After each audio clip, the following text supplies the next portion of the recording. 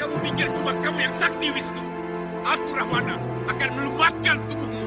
Melanjutkan cerita pada episode sebelumnya, di mana terjadi pertarungan antara Rahwana melawan Prabu Harjuna Sasrabahu yang merupakan titisan dari Sang Wisnu. Dalam pertempuran kali itu, Rahwana dikalahkan dengan telak dan Rahwana juga dipermalukan oleh para penduduk yang negerinya pernah di bumi hanguskan oleh Rahwana. Bagi yang belum nonton pada episode ini, silahkan klik link di atas atau cek link pada deskripsi video kali ini.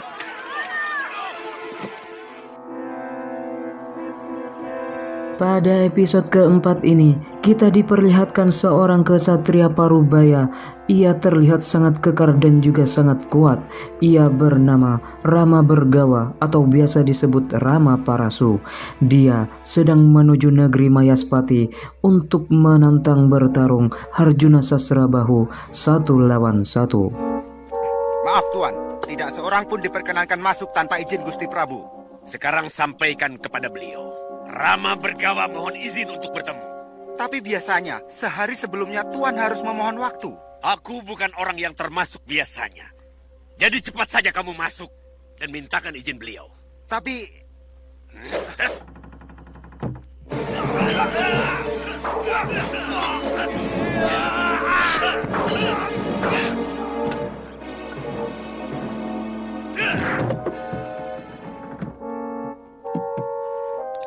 Saya mohon waktu untuk berbicara empat mata dengan Paduka Prabu.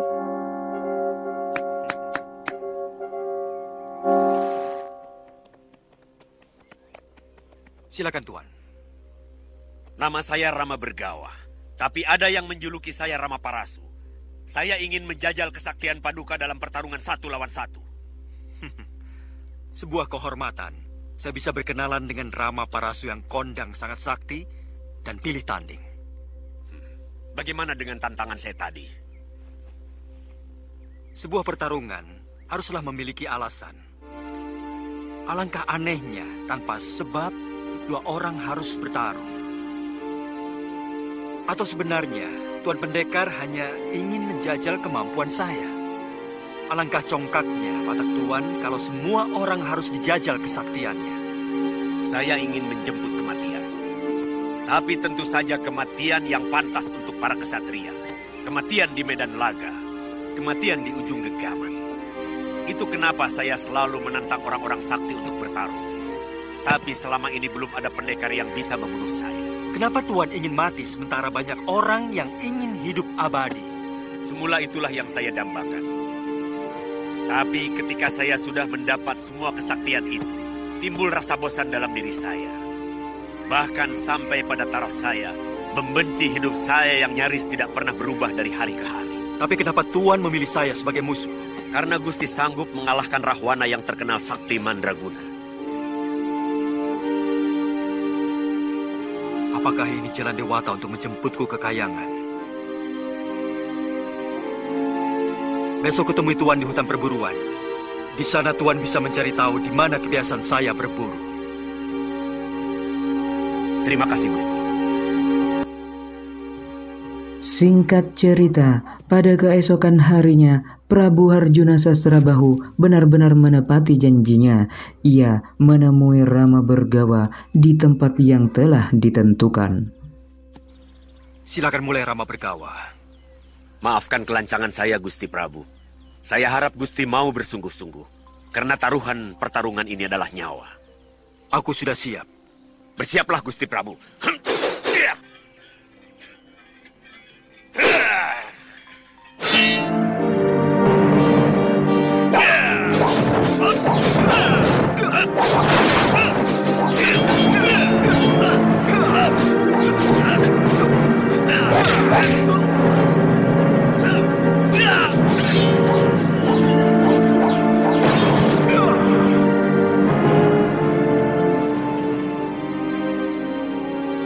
Terimalah seranganku, Gusti. Aku siap lahir batin, Bergawa.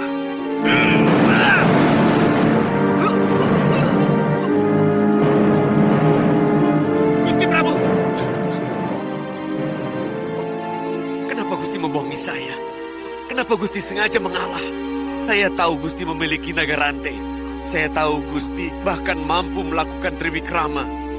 Kenapa Gusti menambah dosa saya dengan sengaja mengalah? Kenapa? Tidak bergawa. Kesaktianmu memang luar biasa. Pergilah Ramaparasu. Aku tidak mau Tuan mendapat masalah dengan para senopatiku. Pergilah. Maafkan saya, Gusti Prabu. Pergilah. Pergi. Prabu Harjuna Sasrabahu yang memang sudah mengetahui ajalnya telah tiba, ia sengaja mengalah kepada Rama Bergawa. Kemudian sin pun berganti. Tibalah saatnya pemakaman atau pembakaran jasad sang Prabu. Dalam pembakaran tersebut, ternyata Dewi Citrawati yang merupakan permaisuri dari Prabu Harjuna Sasrabahu melakukan pati obong, yaitu dengan cara meloncat ke kobangan api yang melahap jasad sang Prabu. Hal ini benar-benar menjadi suatu peristiwa yang sangat menyedihkan, khususnya bagi penduduk negeri Mayaspati.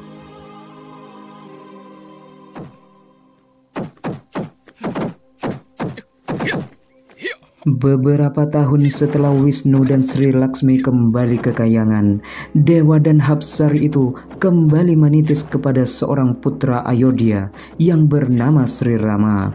Sementara Laksmi, ia menitis kepada putra Prabu Janaka dari negeri Mantili yang bernama Dewi Sinta.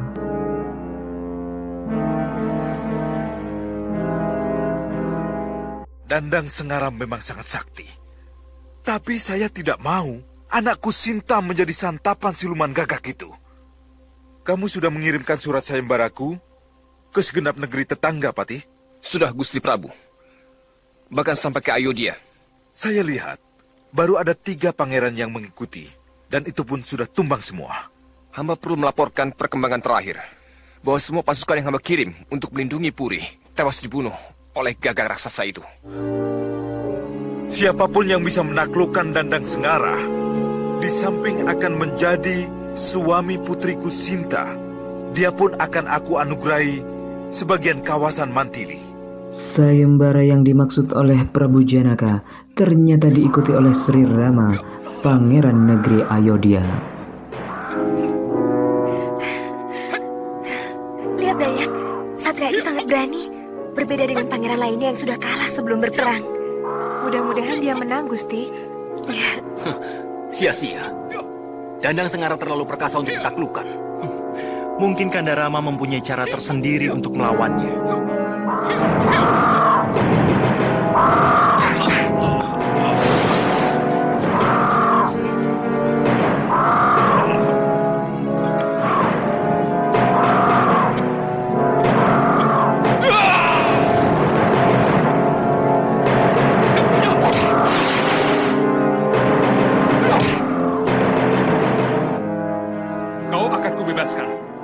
Tapi, kau harus segera meninggalkan negeri ini. Kalau kau berani muncul lagi, akan kubunuh. Dia menang, Dayak. Dia menang.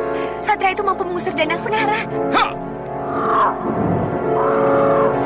Setelah berhasil mengalahkan Dandang Sengara, akhirnya Sri Rama dan juga Dewi Sinta dipersatukan dalam ikatan perkawinan.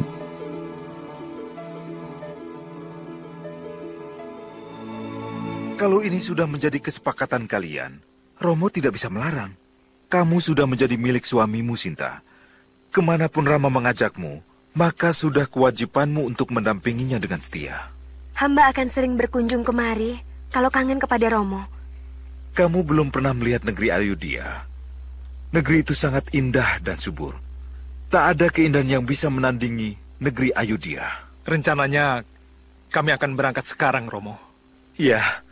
Saya sudah menyiapkan kereta dan pengawal untuk mengantarkan kalian. Saya menghaturkan terima kasih yang sebesar-besarnya atas perhatian Romo Prabu. Tapi, kami telah sepakat untuk melakukan perjalanan bertiga saja, Romo Prabu. Rama, negerimu sangat jauh dan masih banyak hutan wingit yang dihuni oleh kaum Denawa dan siluman. Itu sudah menjadi tekad kami, Romo Prabu.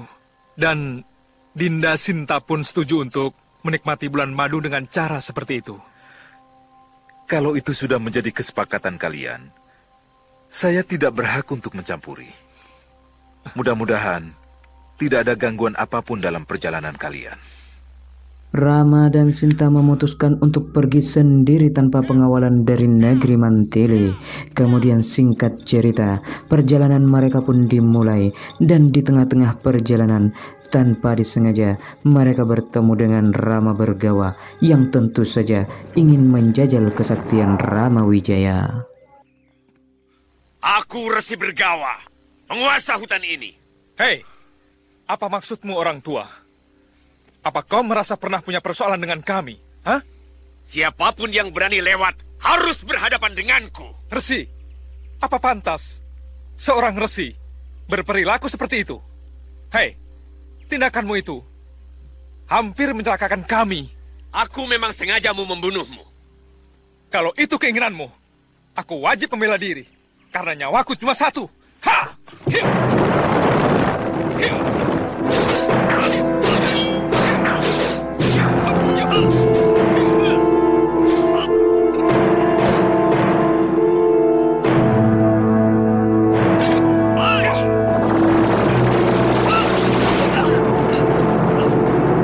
Kesaktian Pangeran Ayodhya ini bukan cuma berita. Ayo keluarkan seluruh kesaktianmu, Rama!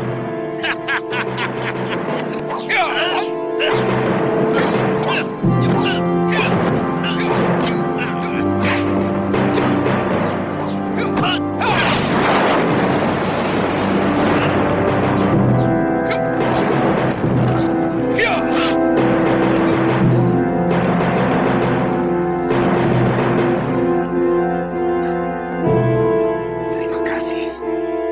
Tuhan telah menuntaskan penderitaan saya. Saya tidak mengerti maksud Resi. Selama ini saya menderita karena sudah terlalu lama hidup. Saya sudah bosan dengan kehidupan Mayapada yang busuk. Saya ingin menjemput kematian saya. Tapi tidak ada seorang kesatria pun yang mampu merobohkan saya. Akibatnya semakin banyak saya berbuat dosa. Membunuh para kesatria yang kutantang bertarung. Kalau darah mereka saya kumpulkan, mungkin sudah menjadi telaga. Kenapa Resi tidak menebus dosa dengan melakukan tapa berata? Untuk kemudian bisa moksa. Aku lahir sebagai kesatria. Hidup pun sebagai kesatria. Maka yang saya dambakan adalah kematian sebagai seorang kesatria. Kematian yang seperti ini. Terima kasih, Rama. Resi. Akhirnya Resi Bergawa atau Rama Bergawa telah mendapatkan apa yang dia inginkan.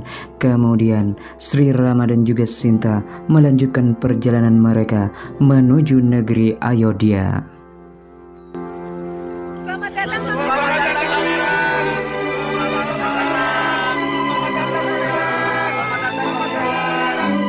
Kanda Prabu. Ananda Rama dan Laksmana sudah datang. Dia bersama seorang gadis yang sangat cantik. Artinya, dia berhasil memenangkan Sembara. Iya. Dan gadis itu pasti putri Kanda Prabu Janaka. Ayo, Kanda.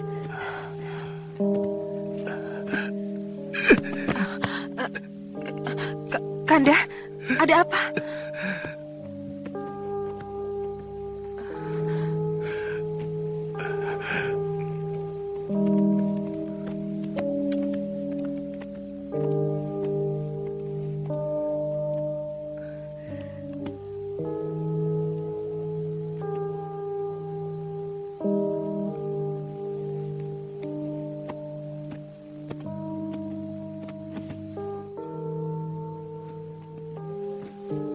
Apa yang Romo rasakan, Romo?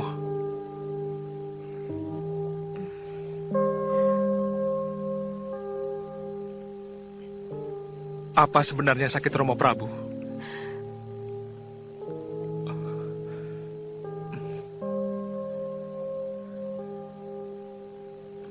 Kanjeng Ibu, mungkin Romo Prabu masih perlu istirahat.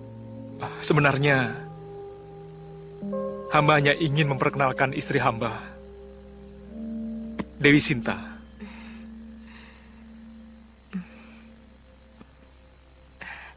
Nanti Ibu sampaikan. Pada penghadapan ini, terlihat sekali bahwa ada yang aneh pada diri sang Prabu. Mungkin ada hal yang sengaja ditutupi oleh Kanjeng Ibu dan para saudara tiri dari Sri Rama. Kemudian scene pun berganti. Keesokan harinya, ketika Rama dan juga para saudara tirinya berlatih, Bharata, adik tiri Sri Rama, memberitahukan apa yang sebenarnya terjadi kepada kakak tirinya itu. Rupanya itu yang membuat Romo Prabu sakit. Ini memang sangat pelik, Bharata. Sebagai raja, Romo Prabu sangat sulit untuk memungkiri janjinya kepada ibumu. Di sisi lain, beliau tidak ingin mencabut hak saya sebagai putra mahkota. Saya akan coba menyelesaikan secara baik-baik. Yang penting supaya Romo Prabu kembali sehat. Saya tidak mau Kanda mengorbankan hak Kanda hanya demi keinginan ibu saya. Saya akan mencoba untuk menghentikan keserakahan ibu saya dengan mengatasnamakan saya. Romo tidak mau mengambil hakmu atas tahta Ayodhya hanya untuk memenuhi janji Romo pada Kekayi. Hamba bahkan merasa sangat bahagia kalau mampu melepaskan Romo Prabu dari belitan persoalan yang Romo hadapi. Bagaimanapun juga, janji seorang Prabu harus ditepati, Romo. Tidak, Rama, tidak. Tahta itu tetap hakmu. Dan aku sudah siap untuk menanggung dosa atas pemungkiran janjiku pada Kekayi. Kalau itu yang akan Kanda Prabu lakukan, hamba akan bunuh diri sekarang juga. Biar rasa malu Paduka akan lebih melebar dan tercium sampai ke sudut-sudut bumi. Iblis mana yang merasuki hatimu, istriku? Romo Prabu, ingkar janji bukan sikap seorang kesatria, Romo. Dan bagi hamba, pengabdian seorang kesatria kepada negara tidak hanya menjadi raja, Romo. Hamba bisa menjadi penasihat Dinda Bharata misalnya. Aku tidak akan mampu menatap wajahmu kalau kamu nekat merubah ketetapan Romo untuk menjadi penggantiku. Apa yang menjadi keberatan Romo Prabu? Yang menjadi raja tetap putra Romo, adik saudara hamba, Romo. Sementara hamba legowo menyerahkan hak hamba. Tapi janji lainnya yang mengharuskan kamu meninggalkan negeri ini selama 12 tahun. Ini sungguh tidak adil, semena-mena. Ini merupakan suatu kejahatan yang nyata dari ibu tirimu. Romo Prabu, katakan pada hamba, apakah ada manusia yang mampu melawan kehendak Yang Jagannatha? Kenapa Romo Prabu menderita penyakit bisul yang hanya bisa disembuhkan Kanjeng Ibu Dewi Kekayi? Kenapa Kanjeng Ibu Dewi Kekayi yang menyelamatkan Romo waktu hampir terpeleset ke jurang? Kenapa Romo kemudian berjanji untuk mengabulkan semua permintaan Kanjeng Ibu Dewi Kekayi? Juga kenapa Kanjeng Ibu Dewi Kekayi memohon 2 permintaan itu, Romo? Karena semua sudah tertulis dengan teratur di langit kahyangan, Romo. Akhirnya Rama memutuskan untuk berbesar hati. Ia rela menyerahkan tahtanya kepada adik saudaranya yaitu Bharata demi menyelesaikan masalah yang dialami keluarganya. Kemudian, singkat cerita, Sri Rama, Dewi Sinta dan juga Laksmana, mereka akhirnya keluar dari negeri Ayodhya dan mereka memutuskan untuk hidup di salah satu hutan dekat Gua Kiskendha. Di mana pada adegan ini berhubungan dengan episode 2 yaitu tentang penculikan Dewi Sinta yang dilakukan oleh Rahwana. Bagi kalian yang bingung, silahkan klik link di atas yaitu pada episode 2 yang menceritakan tentang Rahwana yang mencuri Dewi Sinta. Kalabrija! Turun kamu! Ada apa, Maharaja? Ada tugas apa, Maharaja? Kamu sangat tahu seluk-beluk hutan Kandawa ini. Aku akan mencari kesatria Ayodhya yang telah menyiksa adikku. Jangan-jangan kesatria itu yang mengalahkan Kala Dungkul dan anak buahnya. Mereka sangat sakti, Maharaja. Bahaya. Kamu berani menghinaku, Merica? Ampun, Maharaja. Hamba hanya menyampaikan berita. Tidak perlu. Kemudian Rahwana diantarkan oleh siluman rusa itu ke tempat di mana Rama Wijaya dan juga lainnya bermukim. Oh, Widowati. Kau lihat perempuan itu? Iya, Gusti. Aku ingin membawa dia hidup-hidup ke Alengka. Pancing dia keluar dari lingkungan rumahnya. Nanti aku akan menangkap. Aku tidak ingin ada urusan dengan kedua kesatria itu. Baik, Gusti.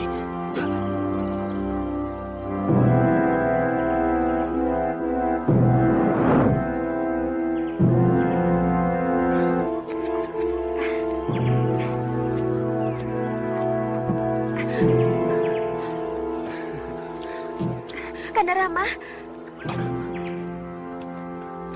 Ada apa, Dinda?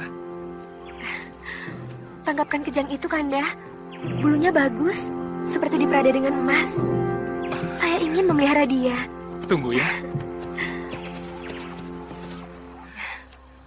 Dinda tunggu saja di sini. Iya. Laksmana, jaga Yudamu. Baik, Kanda. Di saat Rama meninggalkan Sinta dan juga Laksmana, Rahwana melancarkan akal bulusnya yang menyamar sebagai kakek tua dan menirukan suara Rama meminta tolong dari kejauhan, sehingga Laksmana pun ikut meninggalkan Dewi Sinta untuk mencari kakaknya, yaitu Rama Wijaya.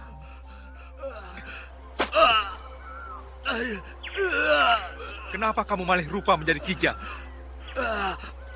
Jangan salahkan aku kalau sampai terjadi seperti ini. Kamu akan menderita karena perbuatanmu ini, Ksatria.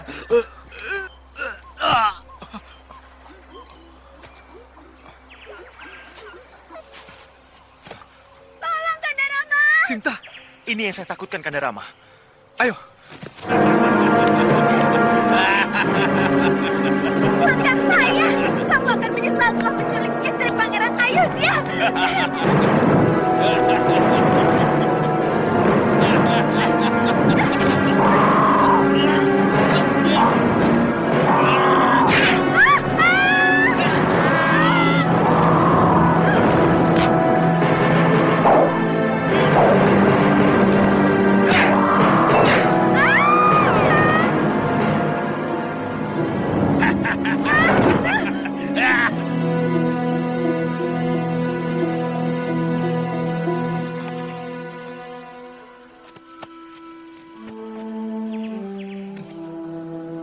Dewata Agung, cobaan apa lagi yang harus saya terima? Bertubi-tubi engkau menguji ketabahan saya. Dan bersambung, saksikan kelanjutan film Karmapala Ramayana di channel kesayangan kalian, Herman Studio. Jangan lupa like, share, dan subscribe. Sampai jumpa di video selanjutnya. Salam Herman Studio.